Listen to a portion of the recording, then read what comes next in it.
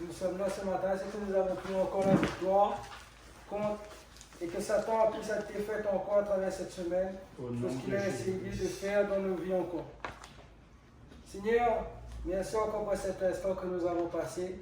Quand tu étais là encore, tu as parlé, Seigneur, tu nous montres chaque jour encore ton amour, Seigneur Dieu Tout-Puissant. Merci encore, Seigneur, pour tout ce que tu fais, pour ce corps et ce sang, ce sacrifice que tu as fait à la croix, encore cette victoire que tu nous donnes. Viens encore accomplir ton œuvre en cet instant, Seigneur, que tu puisses encore diriger cette parole encore selon ta volonté, Père, et que tu sois le seul et l'unique Dieu d'amour encore à qui nous crions chaque jour, Père éternel. Amen. Amen. Frères et sœurs, comme le frère a dit ce matin, Dieu est amour, Dieu nous aime et nous aussi nous aimons notre Seigneur. Si nous sommes là, c'est que nous aimons notre Seigneur. Et si nous faisons tout pour respecter sa parole, c'est parce que nous voulons arriver au but et à l'espérance qu'il nous demande à avoir, c'est-à-dire de venir vers lui. Mais nous avons, pour arriver à cela, comme le frère a dit il y a un instant, nous avons tous un combat à mener. Ce ne sera pas facile d'arriver pour manger avec notre Seigneur.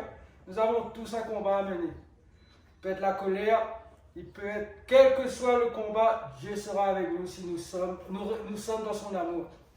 Si nous l'aimons plus que tout, Dieu sera avec nous. Mais celui qui marche pour Christ aura la main de Christ sur lui dans chaque épreuve qu'il traversera et dans chaque attaque de Satan. Parce que Satan est là comme un loup rugissant, prêt à essayer de nous attaquer. S'il ne peut pas nous atteindre directement, il ne nous atteindra par ce qui nous entoure, par le voisinage ou par notre propre famille qui ne marche pas pour Christ. Parce que Satan est très rusé. S'il sait qu'il ne peut pas que nous marchons pour Christ et que Christ est avec nous, s'il sait que Christ combat pour nous, il essaiera de nous attaquer par la chair. Mais bien souvent, et je dirais chaque fois qu'il essaie, il prend sa défaite. Parce que Christ nous rappelle encore qu'il est là avec nous et c'est lui qui combat pour nous. Amen. Christ est chaque jour auprès de nous. Quand nous sommes affaiblis, Christ est là avec nous. Celui qui nous réconforte, c'est Christ. Par son Saint-Esprit. Celui qui nous donne la joie, c'est Christ. Personne, à part notre Seigneur Dieu Tout-Puissant, ne peut nous donner cette joie et ne peut nous donner ce zèle que nous recherchons pour marcher avec lui. Nous allons voir dans Romains 8, pour commencer, versets 30 à 39. Si Dieu a un plan pour chacun d'entre nous, comme il a bien souvent été dit, Satan va essayer de nous faire tomber pour ne pas pouvoir prendre cette bénédiction et pour ne pas entrer dans le plan que Dieu a pour nous. Mais si nous sommes à Christ, personne ne pourra être contre nous. Personne ne pourra nous atteindre si nous marchons dans l'amour de Christ. Et bien souvent, le diable essaie de faire entrer la haine, mais il prend sa défaite parce que Christ est avec nous. Dans Romains 8, versets 30 à 39, il est dit: lui et ceux qu'il a prédestinés, il les a aussi appelés, et ceux qu'il a appelés, il les a aussi justifiés, et ceux qu'il a justifiés, il les a aussi glorifiés. Si Dieu nous a appelés à quelque chose, si nous respectons sa parole, Dieu sera là pour nous faire rester dans ce qu'il a prévu pour nous. Personne ne peut nous enlever de ce que Christ a prévu pour nous. Et il est bien dit, verset 31, que dirons-nous à ce sujet, si Dieu est pour nous, qui sera contre nous? Si Dieu est pour nous, si nous sommes dans le plan de Dieu, Satan pourra tout essayer, il ne pourra rien faire. Au verset 32, il est dit, lui qui n'a pas épargné son propre fils, mais qui l'a livré pour nous tous, comment ne nous donnera-t-il pas aussi tout avec lui par grâce? Tout ce que nous avons à attendre vient de Christ. Nous n'avons rien à attendre de ce monde, mais tout ce que nous avons à attendre, c'est de Christ. Parce que la plus grande victoire, c'est d'être auprès de lui le jour où il enlèvera son Église. Le jour où il appellera ses anges pour sonner de la trompette pour nous enlever. Il nous est dit au verset 33, qui accusera les élus de Dieu? Dieu est celui qui justifie.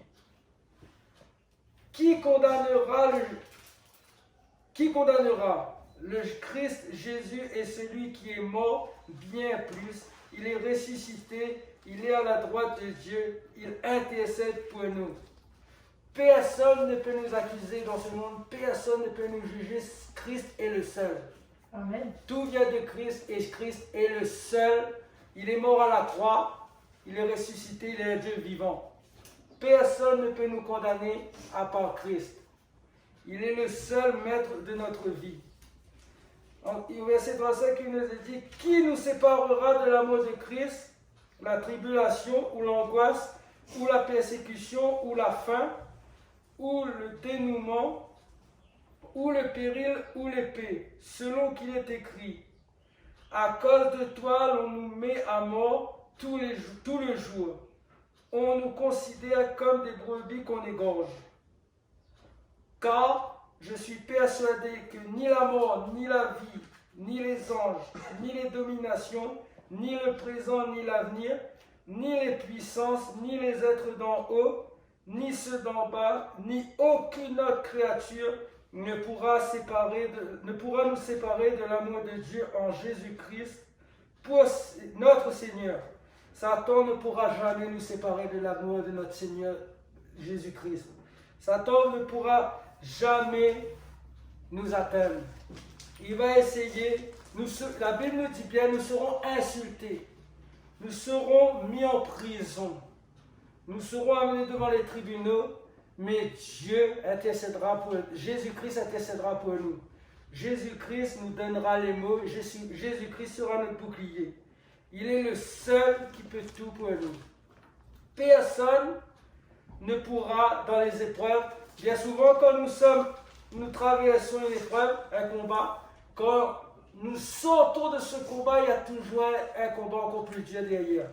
Pourquoi? Parce que Satan ne veut pas lâcher l'affaire. Chaque fois que Satan prend sa défaite, il a déjà prévu quelque chose pour essayer de nous faire tomber tout de suite derrière. Mais à chaque fois qu'il prend sa défaite, il prend encore plus sa défaite pour la suite.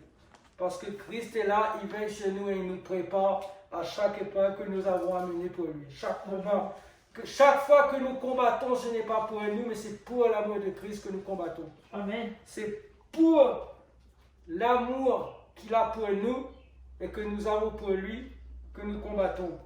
Quand David est monté contre Goliath, ils ont ri de lui parce qu'il avait juste un bâton et 5 petites pierres.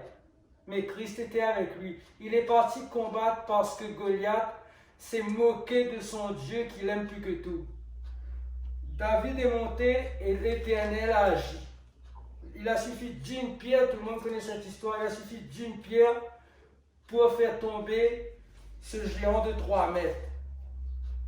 Et bien chaque fois que nous marchons dans le monde, Christ combat pour nous. Christ est là et nous devons, comme il a été dit, non pas défendre l'amour de ce monde, mais l'amour que nous avons pour Christ. Chaque fois qu'on nous insulte, c'est Christ qu'on insulte. Chaque fois qu'on essaie de nous faire tomber, c'est l'esprit que Dieu a mis en nous qu'on essaie de nous faire éloigner et d'étouffer en nous.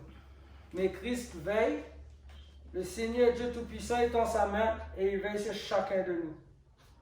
Parce qu'il ne laissera jamais tomber ses enfants. Il ne laissera jamais tomber ses bien-aimés. Quand il nous appelle, bien souvent, c'est dans la parole, c'est bien-aimé. Et l'épée que nous avons, parce qu'il a bien dit, il n'est pas venu pour abolir, mais il est venu pour amener l'épée pour le combat. Et l'épée que nous avons, c'est sa parole. Et bien souvent, quand nous marchons, nous nous sentons poussés d'un zèle. C'est Christ qui marche avec nous. Amen. L'Esprit nous pousse à marcher dans le respect de sa parole. Dans 1 Pierre 3, versets 9 à 16,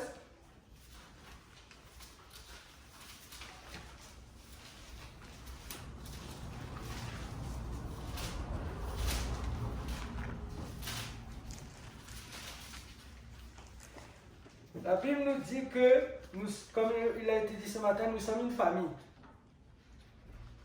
Et il dit aussi, Marie, tout le monde connaît ce passage, Marie, aimez vos femmes, et femmes, soumettez-vous à vos maris. Mais il nous est dit aussi bien souvent, certains dans ce monde oublient la suite, quand nous prions, nous devons prier ensemble. Quand nous prions chez nous, le combat ne se mène pas seul, comme il a été dit la dernière fois. Le combat se mène avec Christ, mais ce combat se mène aussi entre nous. Car Dieu nous invite à nous exhorter les uns les autres, à nous encourager et à prier les uns les autres. Seuls, nous ne pourrons rien faire.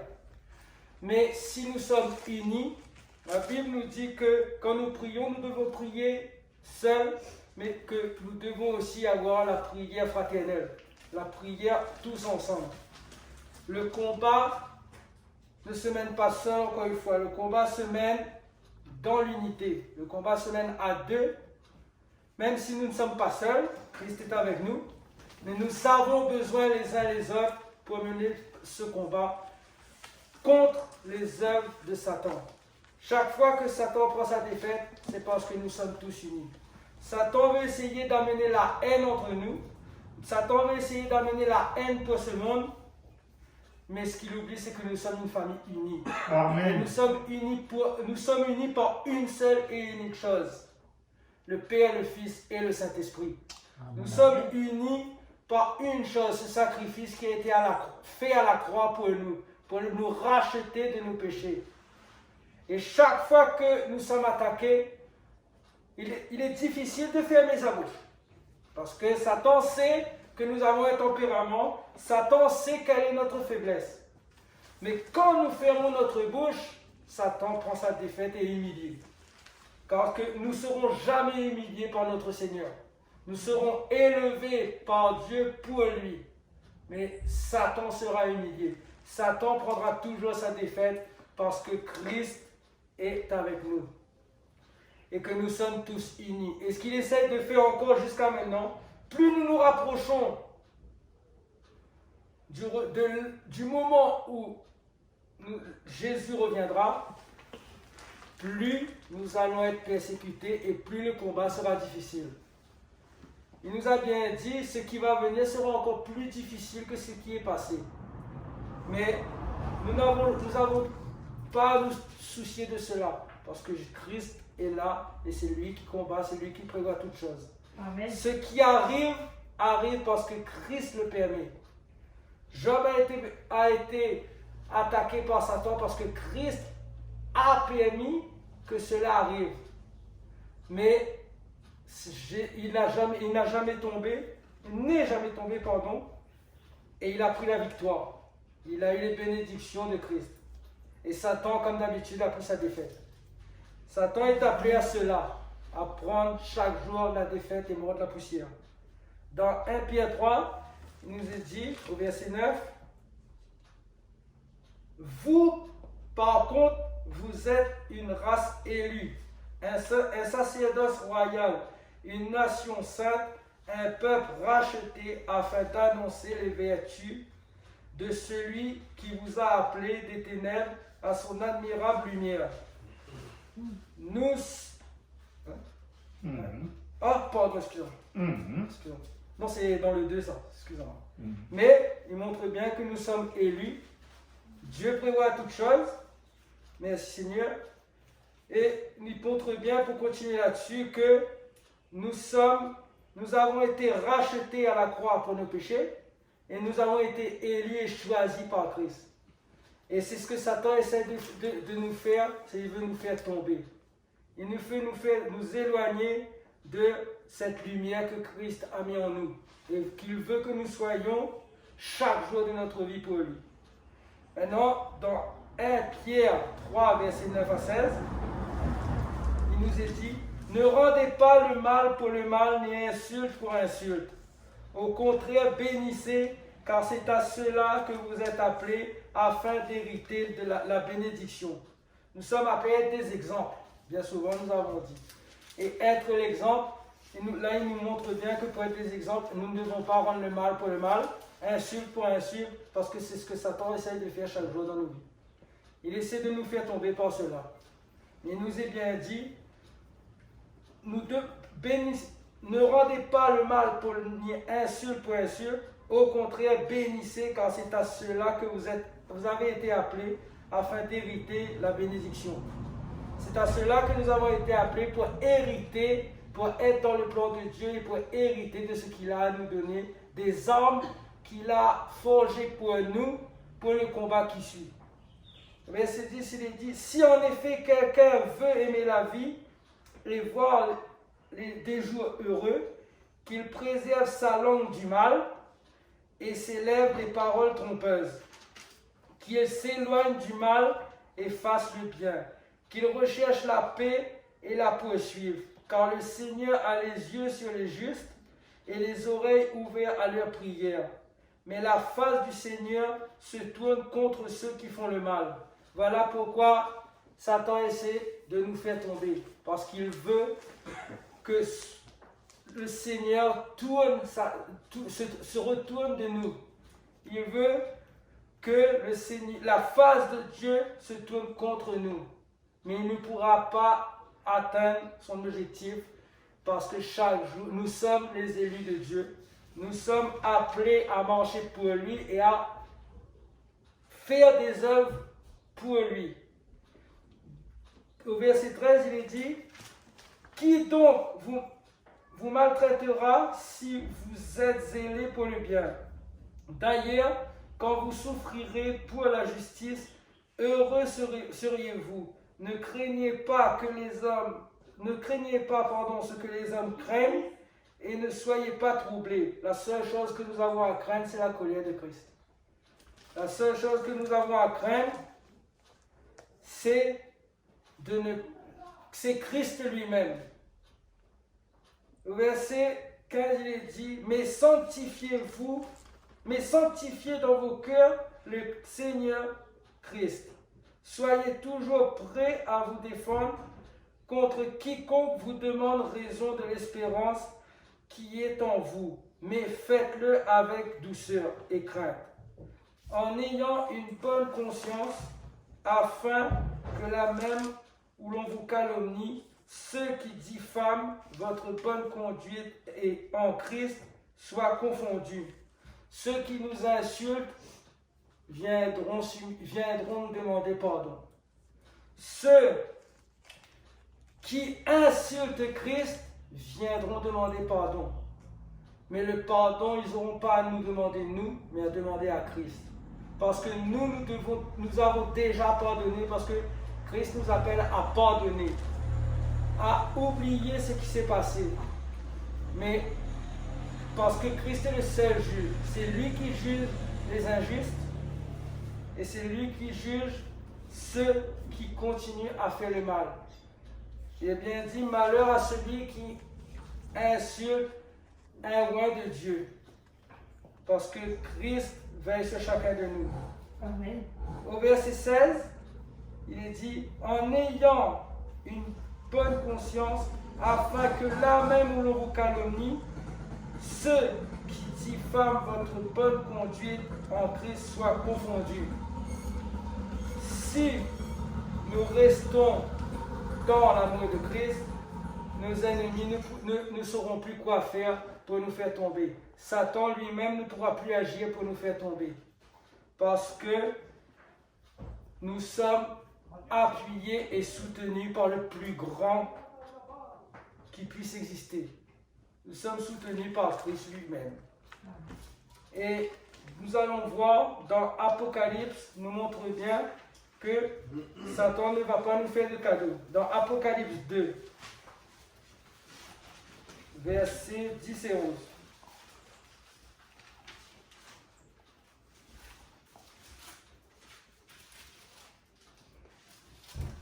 C'est pas trop long ce matin, mais Dieu est grand et tout-puissant.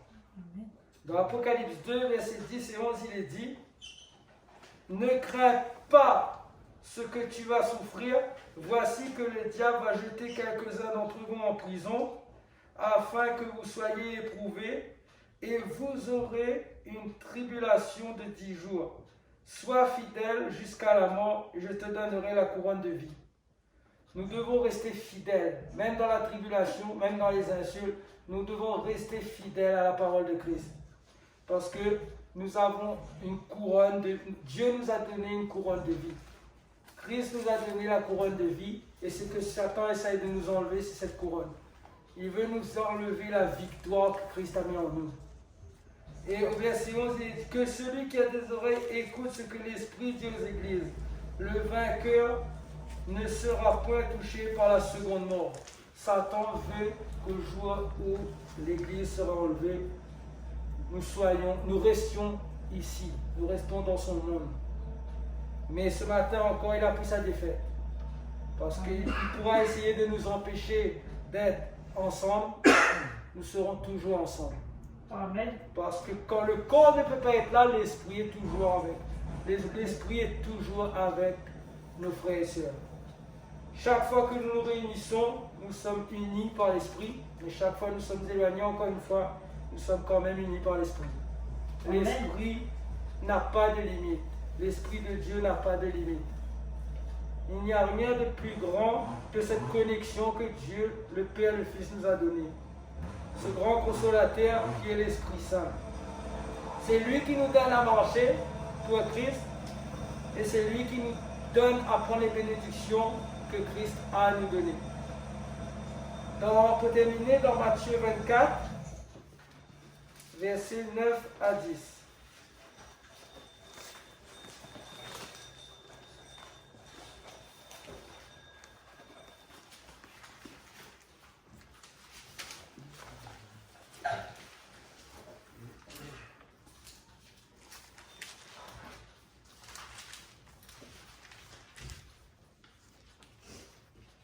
Matthieu 24, versets 9 à 10. Amen. Il nous est dit, tout cela ne sera que le commencement des douleurs. Alors on vous livrera au tourment et l'on vous fera mourir. Et vous serez haïs de toutes les nations à cause de mon nom. Et ce sera pour beaucoup une occasion de chute. Ils se trahiront, se haïront les uns les autres. Plusieurs faux prophètes s'élèveront et séduiront beaucoup de gens. Beaucoup se laisseront tenter. Beaucoup se laisseront perdre par des faux prophètes, des hommes qui disent marcher pour Dieu mais qui servent leur propre intérêt. Encore une fois, nous ne venons pas dans la présence de Dieu, nous ne venons pas dans l'église pour l'homme. Nous venons chercher la vérité. Et la vérité est en Christ.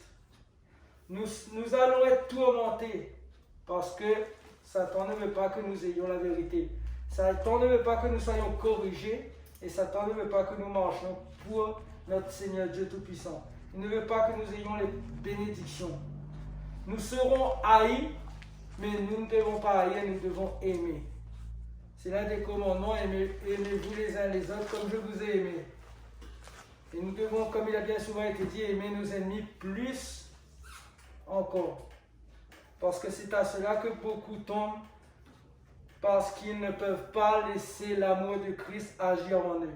Ils ne peuvent pas laisser l'esprit agir et ils préfèrent laisser leurs propres sentiments, leur propre raisonnement, je dirais, agir. Mais encore une fois, l'esprit nous pousse à aimer. L'esprit nous pousse à la paix, à la joie. Il ne pousse pas à la colère, il ne pousse pas à la haine. Amen. Si nous voyons que nous sommes emplis de colère, que nous sommes emplis, que la haine essaie de prendre le dessus, nous ne devons pas hésiter à crier vers notre Seigneur, à mettre les genoux à terre et crier à notre Seigneur. Parce que c'est à cela qu'il nous appelle.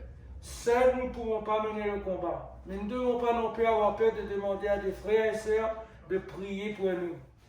Parce que Dieu encore nous demande à nous exhorter les uns les autres. Amen. Dieu nous invite à nous soutenir les uns les autres. Parce que nous avons tous besoin les uns des autres.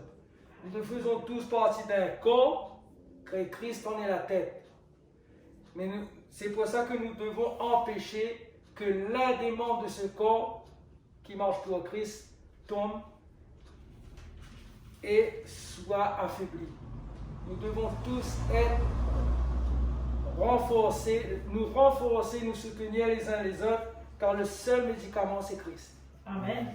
Le seul qui peut tout, à qui rien n'est impossible, c'est le Père, le Fils, par son Saint-Esprit. C'est les seuls qui peuvent nous donner la vie éternelle. Amen. Satan veut nous pousser à chuter, comme je dis, et à haïr les gens du monde. Même à essayer de nous haïr les uns les autres. Parce qu'il essaiera toujours d'abord de faire tomber l'Église, de nous faire retourner dans le monde. Mais encore une fois, comme tout le temps, il prendra sa défaite. Parce que là où règne l'amour de Christ, là où règne le pardon, Satan ne peut pas entrer. Amen. Là où il y a encore une brèche, une porte ouverte, une fissure, Satan ne pourra plus entrer. Car Christ, par son Saint-Esprit, bouchera cette faille. La délivrance est proche, mais comme mon garçon a bien dit, quand on l'a lu, on est dans la maison construite. Donc, comment expliquer? La maison construite sur le sable et la maison construite sur la pierre, sur le roc. Le roc, c'est la parole de Christ. Mais bien souvent, par notre propre comportement, nous mettons une fissure dans ce roc. Ce n'est pas Christ qui met la fissure, ce n'est pas Satan qui met la fissure, c'est nous qui mettons cette fissure pour lui permettre de démolir cette maison. Mais encore une fois, il n'arrivera jamais à ses fins parce que Christ est là et que nous marchons pour lui. Amen. Parce que nous sommes les élus de Dieu, nous sommes les élus, nous avons été choisis et rien ni personne ne pourra anéantir ce que Christ a construit. Car si encore une fois nous sommes à Christ, personne ne pourra être contre nous. Amen. Que Dieu vous bénisse, qu'il vous fortifie, que Dieu soit encore la pierre angulaire de chacune de nos vies, que nous nous soutenions les uns les autres, que nous soyons chaque jour tous unis, parce que ce qui vient n'est pas facile. Si là nous sommes insultés, et que nous tenons bon par Christ, quand nous serons jetés en prison, comme le dit sa parole, rien ne pourra démolir notre foi. Mais le combat se mène maintenant, parce que comme il a bien souvent été dit, l'heure n'est plus à jouer avec le Seigneur, l'heure n'est plus à essayer de trouver sa place, l'heure est à prendre sa place. Nous avons été élus, et l'heure est à marcher pour Christ, l'heure est à combattre pour le bon combat. Et ce bon combat se mène par la foi, par l'unité de l'Esprit. Amen. Gloire à toi, Seigneur. Seigneur, merci encore pour cette parole. Merci encore, Père éternel, que tu nous donnes encore, Seigneur, à être tous unis par la puissance encore de ton Esprit. Amen. Que tu nous donnes encore cette force, Seigneur Jésus, ce zèle encore pour marcher pour Oui, toi. Jésus-Christ. Que tu nous donnes encore le calme encore, Seigneur, car nous serons, si là nous sommes insultés, nous serons encore plus insultés, Seigneur. Donne-nous encore, si nous sommes frappés, à tendre la joue droite, mais à ne pas répondre, Seigneur, le mal pour le mal. Donne-nous encore, Seigneur, à faire ta volonté chaque jour, Père Tout-Puissant, à prier les uns et les autres. Donne-nous cette force encore, Seigneur, et que toute aide de Satan soit brisée en ton nom, Seigneur Jésus. Que la gloire de ton Saint nom, encore toi, le Dieu trois fois saint, soit proclamée encore dans le monde, et que nous soyons encore les lumières encore, Seigneur, et que ton feu puissant, ton grand Saint-Esprit que tu nous as donné brûle d'un feu puissant en chacun de nous, Père. À toi toute la gloire, l'honneur, la puissance, la louange, l'adoration. Que ton nom soit glorifié chaque jour de notre vie, Seigneur Jésus. Amen. Amen. Si le